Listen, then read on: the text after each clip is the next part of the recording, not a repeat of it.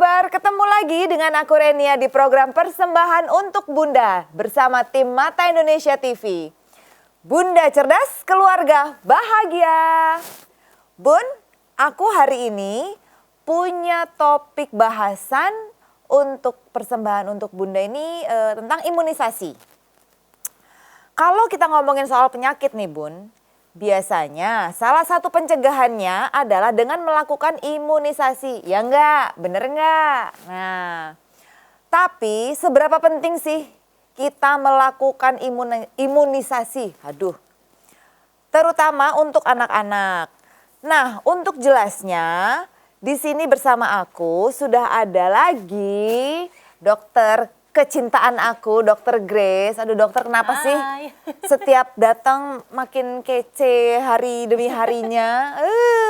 Bisa aja nih Mbak Renia. Iya dong, cantik banget loh dokter ini. Aku suka terpesona gitu.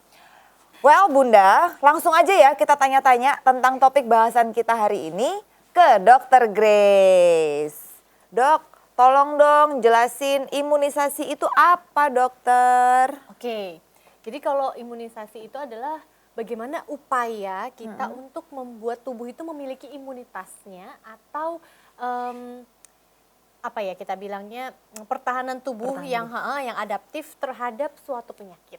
Gitu. Jadi misalnya kalau kita melakukan imunisasi sehingga itu dapat mencegah perburukan untuk pada saat nanti terinfeksi penyakit tersebut. Oke. Nah terus bedanya sama vaksinasi itu apa dok ya? Oke, jadi sebetulnya vaksinasi adalah bagian dari imunisasi. Nah kalau vaksinasi itu adalah imunisasi aktif. Karena yang kita berikan di vaksinasi itu adalah virus atau bakteri atau protein seperti bakteri yang diproduksi oleh laboratorium yang sudah dilemahkan. Sehingga kita masukkan ke dalam tubuh supaya tubuh ini aktif membuat antibodinya sendiri. Jadi sehingga pada saat suatu hari nanti terinfeksi itu tidak menimbulkan perburukan gitu. Jadi bukan sama sekali tidak bisa terinfeksi ya, bisa tapi tidak menimbulkan perburukan. Kalau misalnya imunisasi pasif yang diberikan adalah langsung imunoglobulinnya atau imunitasnya langsung ke dalam tubuh. Oh gitu. Supaya memproteksi satu kondisi dari individu tersebut. Oke. Terus kapan sebaiknya dilakukan imunisasi? Kalau dilakukan imunisasi sudah pasti sedini mungkin. Karena kan kita pemerintah juga ada program imunisasi yang sudah wajib. Nah itu harus dilakukan dari memang usia 0 bulan. Atau dari baru lahir langsung diberikan tetesan vaksinasi. Apa aja tuh ininya dok? Jenisnya dari anak usia 0 bulan itu. Jadi kalau yang wajib ya pemerintah itu. Jadi kalau pada saat bayi baru lahir diperiksa langsung tuh diberikan vaksinasi.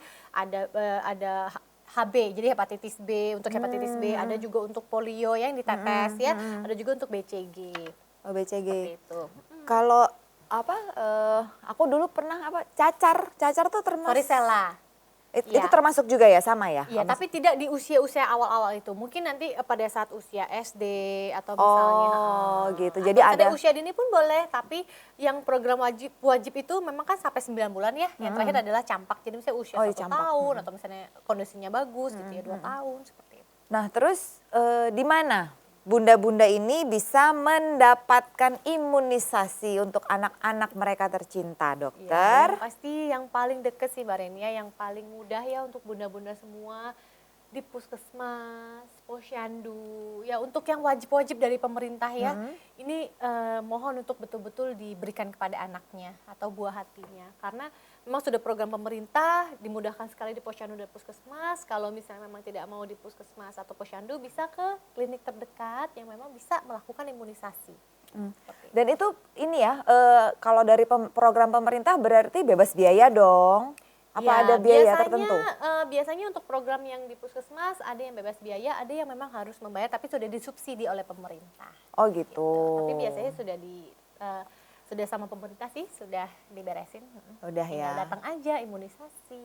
Oh gitu. Nah tuh Bunda, rajin-rajin ya dibawa bayi-bayinya supaya lengkap dilihat jadwalnya, karena kan nanti pada saat biasanya kalau dari bidan atau misalnya dari dokter obgyn ya, itu sudah memberikan tuh dokter anaknya juga sudah memberikan list atau jadwal imunisasi wajib yang harus dipenuhi oleh bunda untuk diberikan kepada anak-anaknya. Jadi penuhilah setiap imunisasi yang wajib itu. Sesuai urutan ya Sesuai urutannya dan masing-masing. programnya.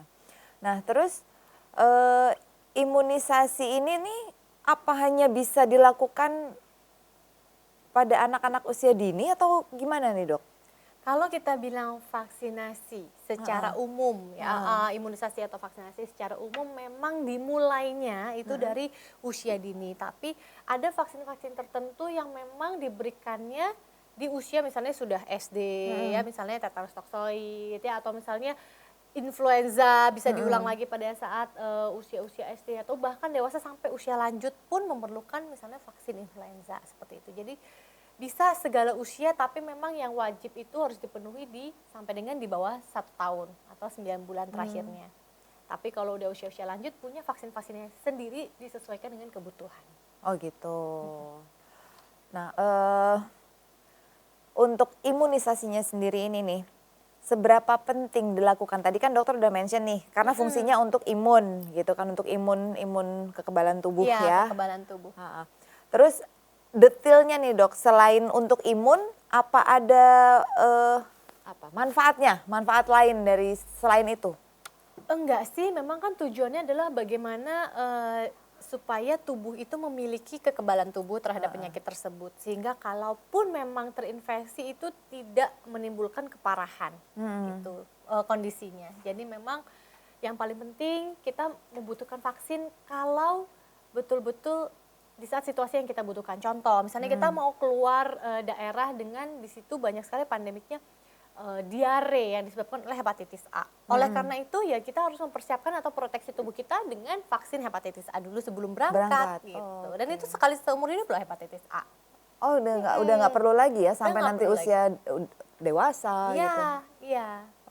Jadi misalnya kalau kita mau ke daerah-daerah yang misalnya banyak sekali kasus hepatitis B, ya kita harus cek lagi kita punya nggak kekebalan tubuh hepatitis B waktu kita mungkin waktu kecil sudah diimunisasi, tapi ternyata sudah turun nih titernya, kita harus booster lagi kalau hepatitis B. Jadi kita harus proteksi karena kan kita nggak pernah tahu kita ketemu dengan siapa, bagaimana lingkungan kita seperti itu. Dan mau diingatkan juga kalau misalnya kita bicara masalah vaksinasi, sekarang ini kan kita hidup di era yang modern banget. Jadi saya mengingatkan sekali untuk bunda-bunda di rumah yang punya remaja putri. Nah, remaja putri sebaiknya untuk divaksin HPV. Oh iya. Human papillomavirus ya, karena kan kita tahu bahwa Cervix ya insiden dari kanker serviks, kemudian insiden dari penularan penyakit HPV kan sekarang sudah mulai banyak. Jadi sebelum masuk ke pernikahan, sebaiknya remaja putrinya itu divaksin dulu HPV. Oh gitu. Nah, segitu. Kok kayak deg-degan gitu enggak, sih, bingung maksudnya, ya lagi mikir dulu banyak, imunisasinya kok lengkap banyak, nggak ya? kok banyak banget ya zaman sekarang. Aku udah berapa puluh tahun nggak pernah imunisasi. Betul, karena memang era modern ini memang kita sebetulnya membutuhkan proteksi-proteksi seperti itu. Kalau misalnya kita bicara memang kondisi tubuh kita agak rentan gitu ya, tapi kita harus berpergian dengan tingkat stres atau tingkat capek yang main tinggi, kita boleh tuh setahun sekali atau setahun 2 kali vaksin influenza. Udah pasti nih kalau kita vaksin influenza dalam 1 tahun itu kita nggak bakalan kena flu. Itu Enggak juga. Cuma kita bisa tetap, karena kan influenza itu kan bermutasi. Jadi mungkin yang saat ini kita vaksinnya mutasi ini, kemudian kita terkenanya strain yang lain. Bisa aja, tapi untuk kecenderungan jadi beratnya itu loh yang kita tahan. Jadi walaupun kena influenza pun tetap jadi ringan aja dan bisa pulih dengan cepat. Oh gitu, jadi nggak separah kalau nggak divaksin gitu ya. Oke deh Bunda, nah di segmen 1 ini pertanyaan aku udah habis. Nah, berarti waktunya aku sama Dr. Grace untuk break dulu. Dan tunggu, kami berdua akan balik lagi lanjut dengan obrolan-obrolan selanjutnya. Jangan kemana-mana ya Bunda.